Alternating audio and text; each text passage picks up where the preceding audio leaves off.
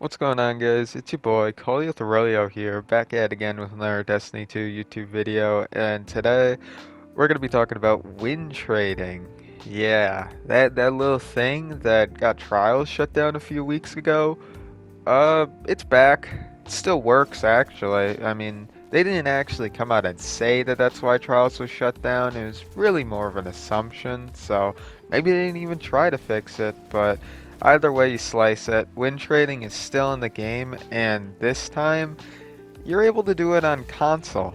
Yeah, no, I can tell you exactly how you're able to do it on console, and I'll give a cohesive guide on it because, frankly, Trials is kind of a shit show right now. It's getting a rework and hopefully new weapons come Season 15, so might as well help the people who can't get these cool ass guns from going flawless and from playing Trials.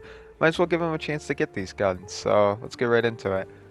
Now, to be clear, I don't recommend win trading. It's not bannable or anything. Like you'll be able to do it free. It's an exploit that Bungie has, so feel free to do it. I'm just personally not one to win trade because I feel like it loses the value of like going flawless. But that's just me.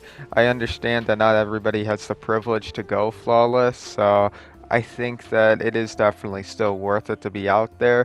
And maybe if by the off chance that some Bungie dev is scrolling through small YouTubers with a little over 100 subscribers, if they somehow see my video and understand the inner workings of it, maybe they can fix it, but my video probably isn't going to make much of an impact in the grand scheme of things. So for the lucky people watching this video, you're about to learn how to win trade on console. Step one to win trading on console is actually buying a passage on two characters, which will set you back quite a bit of glimmer, but I think that's kind of worth it for some flawless loot. You got to get two passages on two characters, and you'll see why later. It's actually pretty simplistic. Second step of this is getting a buddy that's willing not to win trade and service the person staying in the game, which you'll be able to get him flawless like after you do your guys' runs, and maybe that's you. You'll be able to get your flawless, just you're gonna have to do two separate runs to get the other guy's flawless. So keep that in mind, but you just need two friends. Only one other guy other than yourself needs to have two passages, so in all, you're going to have two people with two passages, one guy with one passage to start, and if he wants to get a flawless, then he's going to grab two passages for the second run. That was a little bit more confusing than it needed to be. Step 3, you're going to go into trials on your burner character, i.e. the character that you don't really care about getting a flawless on. With that, if you end up losing the game or you come into like a sweaty ass team, then like you'll be fine. You can afford a loss, or you could even leave if you don't feel like trying. Don't leave the game. Maybe try just for fun. Maybe you'll get a win. But yeah, you can just leave if it's a sweaty team. But if you evaluate that the team is kind of trash and you think that you can beat them, you could always like do a few rounds to test that theory, but if you think it's pretty safe to switch characters, then feel free to switch to your flawless account.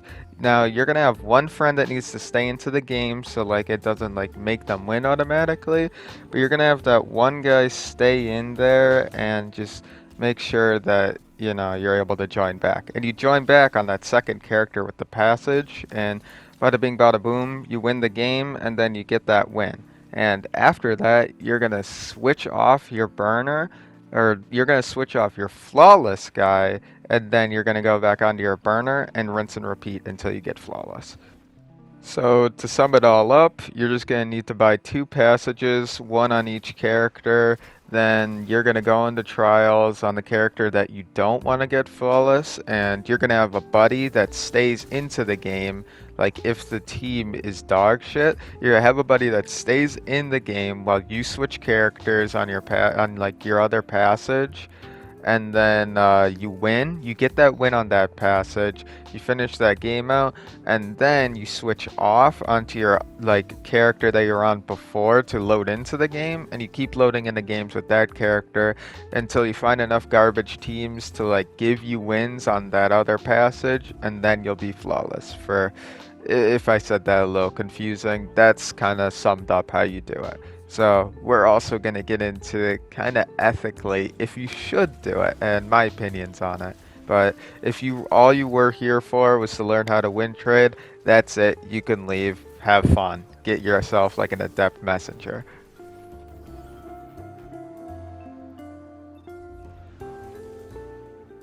Now, like I said at the beginning of the video, I'm personally very against win trading.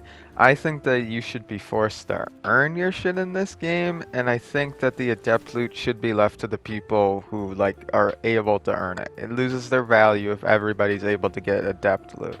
With that being said though, people are going to win trade. That's just how things are. There's an exploit, so people are going to utilize it. And can you really blame them?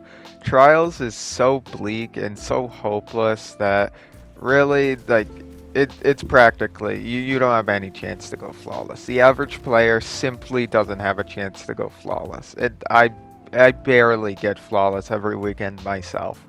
That shit, it is so bad right now in trials that I'd honestly condone win trading because it gives players like a chance to get that loot. That being said though, if you go and win trade and then just go to your friends, yeah, check out my adept shit, then you're kind of a loser. Sorry, you're kind of a loser if you're gonna win trade and then flex your shit like you earned it or something. Yeah, that's just kind of stupid. I think that if you're gonna win trade, you shouldn't be proud of it. You shouldn't be proud of the loot you got, but you should be like, hey guys, I went and tried that win trading thing that Colio Zorolio recommended and turned out pretty well, and I got this cool gun. And your friends will be like, oh, that's sick. And maybe you should even help your friends out in win trading. Like, honestly, share the wealth. Don't use it to flex on people, and use it to maybe help some friends out, and that'd be cool for them. I think that it definitely is worth doing if you just aren't able to go flawless, because all that adept shit is pretty cool. I'm actually using my adept Igneous in this gameplay, which I'm very proud of. Fucking love that thing. It's a real fun gun, and it's a shame more people weren't able to get it. And if win trading is really your only avenue to get cool loot like that, even if it's just like the 5-win Igneous that's out this week, like, go ahead, man. Like, if that's what you need to get it, then maybe it's worth it. Just make sure you're not acting like a dickhead with it and trying to flex it, because you didn't really earn it if you did it while win trading, but you know, it's still cool that you're able to play around with it, and you should be happy that you're able to play around with it still. But that's my thoughts on win trading. I think that it's definitely worth it for people to do it, but it just don't be a dickhead and flex it like you earned it or something, because you didn't. You didn't use skill to try and get it, so I don't think you should try and act like you did. But I'm sure people are going to disagree with me there, and people are going to be like, oh, you're being a hard ass and you're gatekeeping.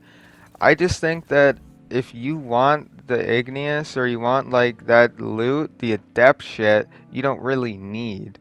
Like, you still can get a normal messenger and a normal Igneous. If you want to play with one of those and you don't think you're good enough to get it, normally I'd be like, yeah, just get a normal one, because that's what I had to do in Destiny 1. In Destiny 1, I was dog shit. I couldn't get the adept guns until like year 3. So it felt really rewarding getting those adept guns legitly, and I think that people should work for their guns, because I've been in that scenario too, and that was how I thought then. But hey, not everyone has to agree with my opinion. If you have your own opinions, go ahead and leave them in the comments. Maybe consider liking and subscribing if you like my content or if you like this video.